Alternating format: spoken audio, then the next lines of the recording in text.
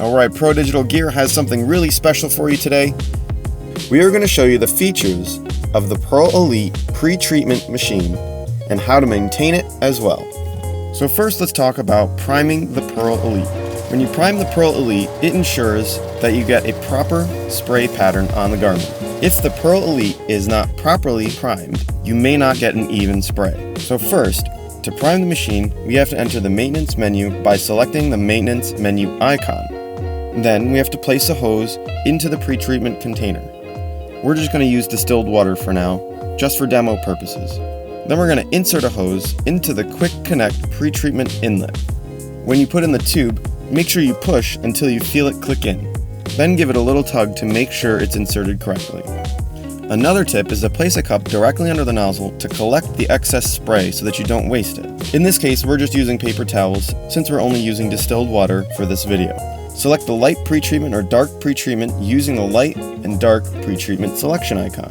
Press the pretreatment manual prime button or pretreat auto prime button to start priming. Again, the excess pretreatment that you collected in the cup can be poured back into the pretreatment container. Now we're going to show you how to adjust the settings on the pretreatment machine.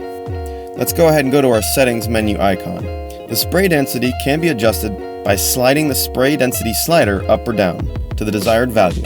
The spray density can also be adjusted by pressing the spray density setting and entering the value between 20 and 100.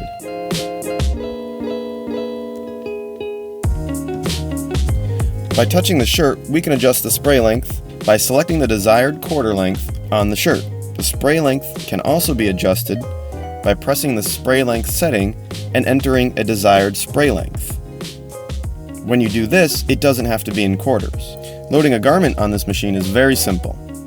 Again, loading the garment properly will ensure even and consistent spray patterns. Place the garment on the platen with the collar of the garment towards the back of the machine. Tuck the excess fabric underneath the platen. Then we can close the drawer. Make sure it's closed all the way. Alright, now let's show you how to perform a spray cycle. First, click the Home button. To begin the spray cycle, the Home menu will display the current garment selection, spray length, and spray density that will be applied to the garment during the spray cycle. If these settings are correct, go ahead and press the Start button to begin the spray cycle.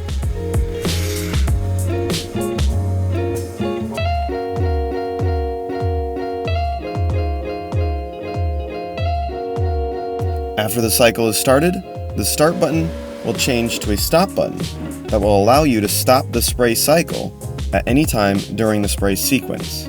After the spray cycle is completed, the garment can be removed and the process can be repeated. Again, it gives us the warning not to reach inside the machine at any time during the spray cycle. If you need to change your pre-treat, you can do this by entering your maintenance menu. Of course, you'll want to remove your inlet hose from the pre-treatment container. We're going to have to get the excess pre-treatment out of the machine. Go ahead and place a cup underneath the nozzle again. You can collect the excess pretreatment that'll be flushed out of the machine. Press the pretreatment auto prime button or manual pretreatment prime button until most of the pretreatment in the hose line is clear.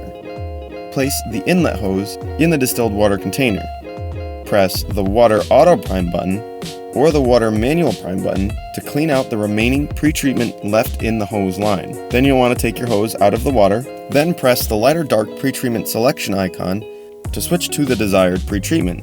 Then we need to prime the machine again by hitting the auto prime or manual pretreatment prime button until most all the water in the hose line is clear. Then place the inlet hose into the other pretreatment container. Place a cup under the nozzle to collect excess pretreatment. Press the pretreatment auto prime button or manual pretreatment prime button to start priming. Leaving pretreatment in the lines could damage the Pro Elite. So again, in our maintenance menu, first we're going to remove the inlet hose from the pretreatment container. Place a cup underneath the nozzle to collect the excess pretreatment. Then we need to press the pretreatment auto or manual prime button until most of the pretreatment in the hose line is clear. Then place the inlet hose back in the distilled water. Then open the front window and place a cup under the nozzle to collect the distilled water. Press the water auto or manual prime button to clean out the remaining pretreatment left in the line. Now, for extended periods of non-use, it is recommended to leave distilled water in the fluid lines. This will help with priming for the next use. Also, it recommends to take off the nozzle cap and store it in distilled water. Now, when you turn off your machine, it is very important to follow the power down procedure. The Pro Elite stores settings and cycle information, as well as estimated pretreatment container levels during power off. It is important to follow these shutdown procedures to allow this information to be stored correctly. So first, let's enter our maintenance menu by pressing the maintenance menu icon. Then press the power button. Now, if the fluid lines are not flushed with water, the Pro Elite will not allow the unit to power down. You will have to flush out the lines following the steps that we showed you earlier.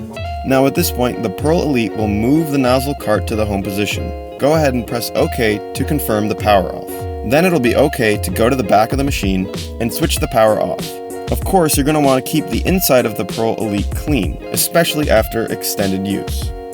This would be a good time to remove the drawer and use all-purpose cleaner to clean off any of the pretreatment that might still be in the machine.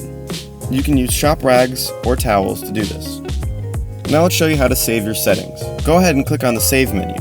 The current settings of the machine will be displayed on the right side of the screen. Press the Save button, enter a custom name, and then press Return to save the file. To open a file, simply push on a file, and then select Open. To delete, simply select the file, and then hit the Delete button. Now let's go over cost calculations. Let's enter our Stats menu. You can enter the cost per gallon on either your dark or light pretreatment. The cost per shirt will automatically be calculated based on these settings. The total cost will automatically be calculated based on the amount sprayed during your spray cycle. Press the Reset Cycle Count button to reset the cycle count and the total cost to 0. To reset your level meter counter, press the Reset Level Meter button for the desired pretreatment. Spare parts such as the nozzle, solenoid, check valve, and pump can also be purchased. And I might have mentioned this throughout the video, but it's very important. Priming and flushing needs to be done as specified. The machine keeps track of when you prime and when you flush. So it's very important you follow these steps correctly. We hope this video was able to help you today. If you have any questions, you can always call the knowledgeable staff at Pro Digital Gear, 1-888-459-1482, or visit our websites, pdgvip.com and prodigitalgear.com, or send us an email at sales@prodigitalgear.com. Thanks for watching.